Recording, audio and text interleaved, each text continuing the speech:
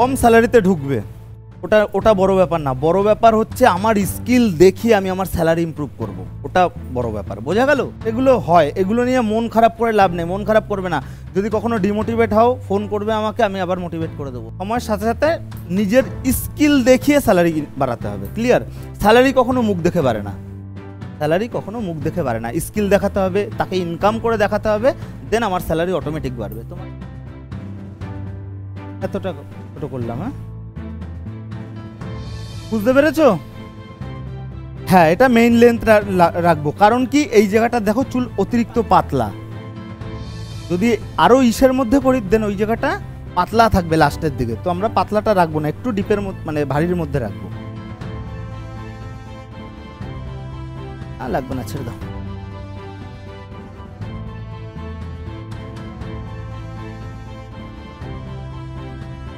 বুঝতে পারছো?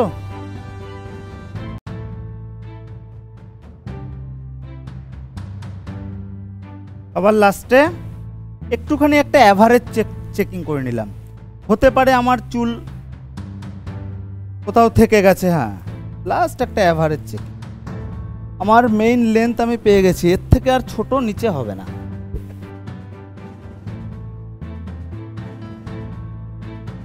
যে কোনো কাটিংয়ের ফার্স্ট এই দুটো তিনটে প্রসেস কমন থাকবেই, সেটা যে কোনো কাটিং। প্রথম হচ্ছে গাইডলাইন, সেকেন্ড হচ্ছে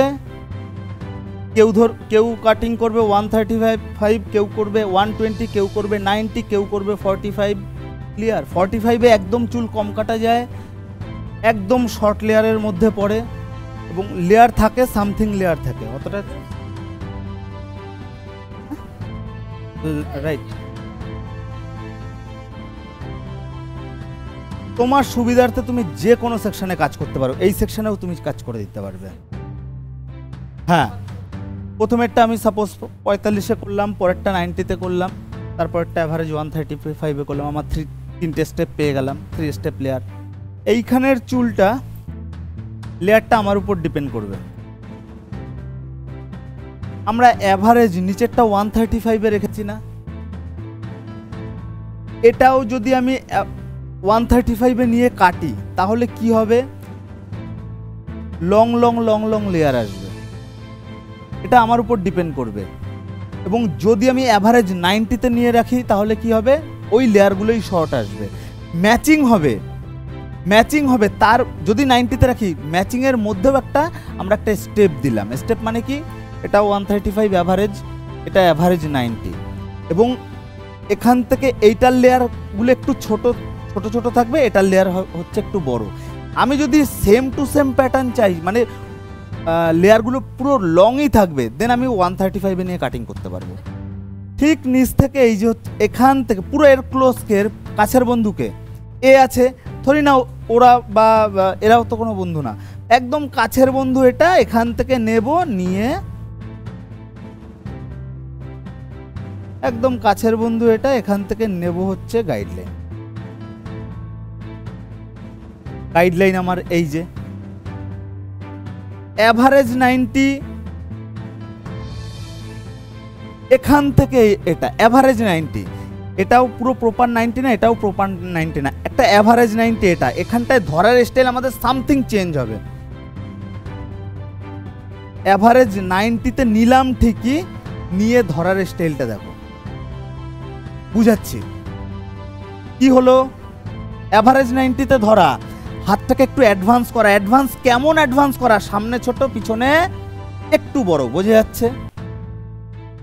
ওই যে হচ্ছে আমার গাইডলাইন। ক্লিয়ার?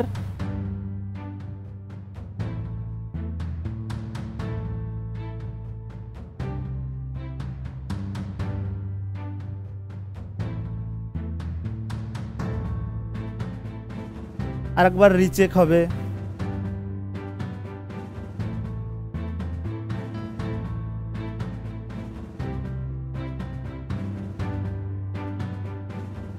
মোটামুটি হালকা করে টেক্সচার দিয়ে দেবো। যেটা বক্স সেকশনে করলাম, ভিয়ের ক্ষেত্রে কি হতো, এরকম আসতো, বুঝবে? ভিয়ের ক্ষেত্রে এরকম আসতো, এখান থেকে আমার গাইডলাইন উঠতো সেম প্যাটার্নেই, পিছনটা একটু বড়, সামনেটা হালকা ছোট, আমরা একটু ধরতাম, অ্যাডভান্স করে, ছোটোর থেকে বড় যখন পড়তো আমার অ্যাভারেজ কিন্তু লেন্থ ওটাই মেনটেন থাকতো। ওটা বলতে আমরা যতটা ইয়ে করতাম, যদি সেটাই আমরা যদি 135-এ নিয়ে আসতাম গ্যাপিংটা বাড়তো 90-তে, গ্যাপিং অ্যাভারেজ যদি 45-এ নিয়ে আসতাম তাও এর সাথে ম্যাচিং এর উপরে পড়তো না, কিন্তু এই উপরের লেয়ারটা হয়ে যেত আরও ছোট। ক্লিয়ার? এটা আমি এই নিলাম, এই চুলটা অনেকটা বড়, বোঝার আছে, ভালো করে বুঝে নাও। দুটো কিন্তু সেম, আলাদা আলাদা লোক, আলাদা আলাদা পার্সন, আলাদা আলাদা রকমভাবে কাটিং করবে, কাটিং হবে তাও সিমিলার। এটা আমি এখান থেকে ধরো কাটলাম না, মানে এখান থেকে এই যে গাইডলাইন নিলাম, গাইডলাইন নিয়ে এই অ্যাভারেজে ধরে কাটলাম। কোন অ্যাভারেজে ধরে? অ্যাভারেজ এই অ্যাভারেজ ধরে যদি কাটি,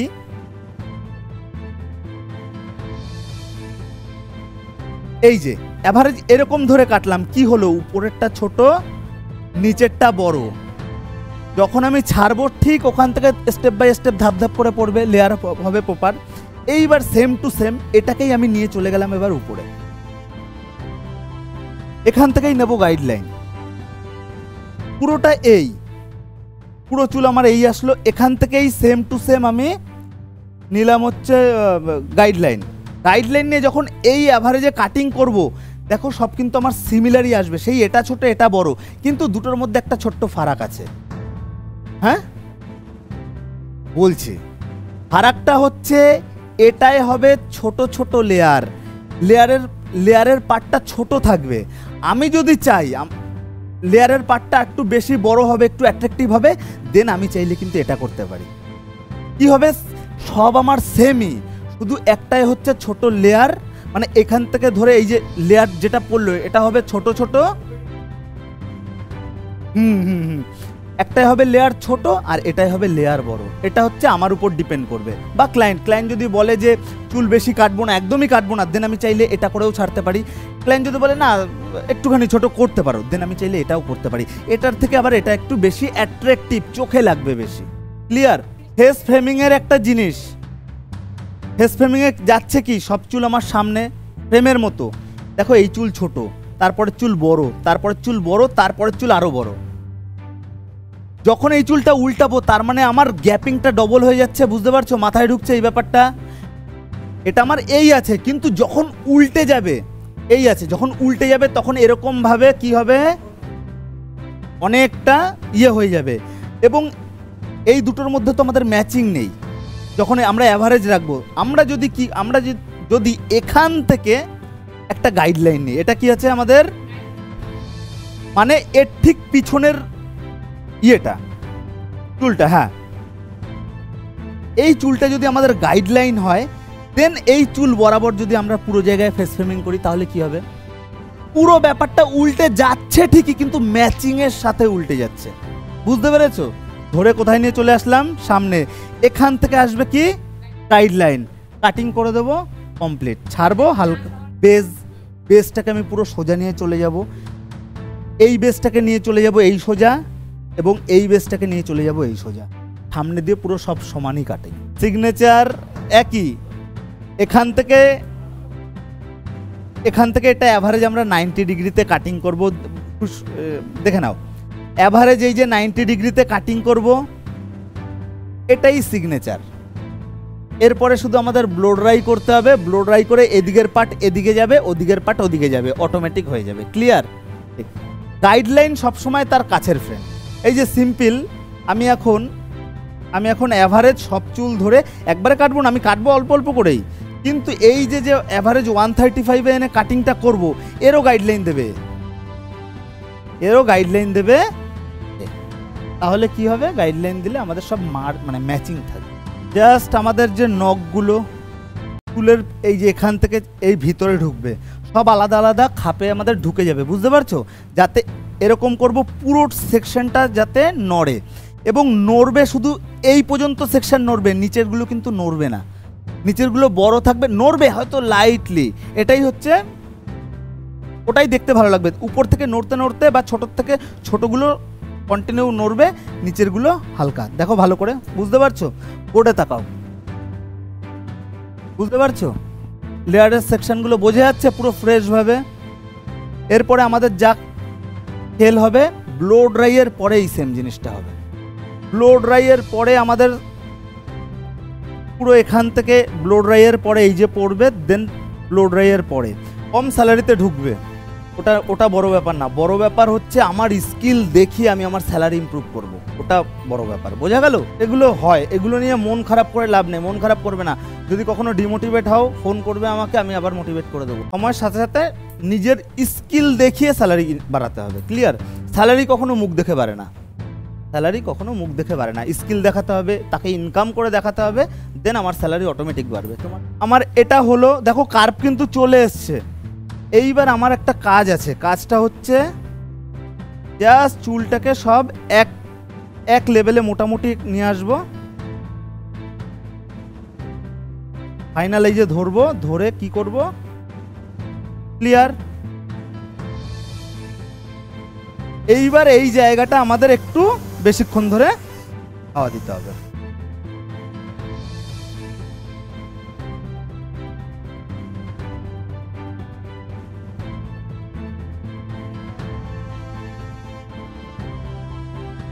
গরম হয়ে গেল, ঠান্ডা।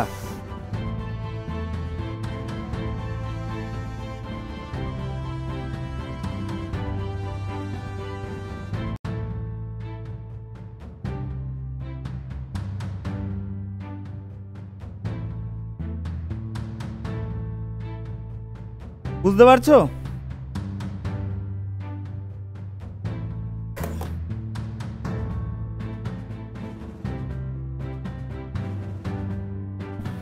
দাও, ক্লিপ দাও।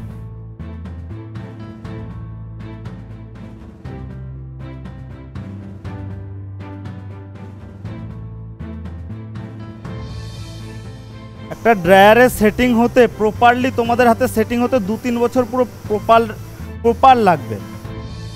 যারা পুরো 100% ড্রায়ার করবে তাদের হাত দেখলে বুঝিয়ে যাবা পুরো 100%। যেমন হচ্ছে মিস্টার বারবার থেকে যে এসেছিল, হাতের কাজ দেখেছো? হাত দেখলে বুঝিয়ে যাবা। তারপরে সুদীপেরও হাতের কাজ ড্রায়ারে খুব ভালো। সব এই এক।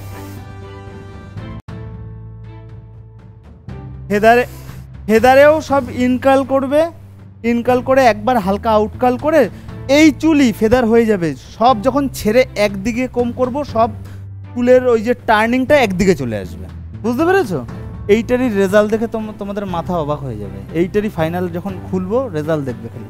শুধু একটা জিনিস এর সাথে প্রয়োজন, একটা শাইন স্প্রে। চুলে আলট্রা একটা শাইন চলে আসবে।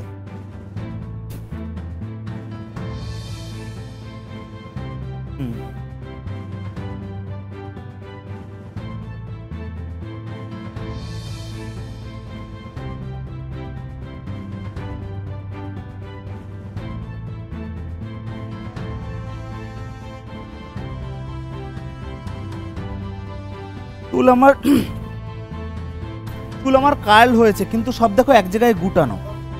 যখন আমরা হাতই করব তখনই একমাত্র এটা ছাড়বে। ঠিক আছে?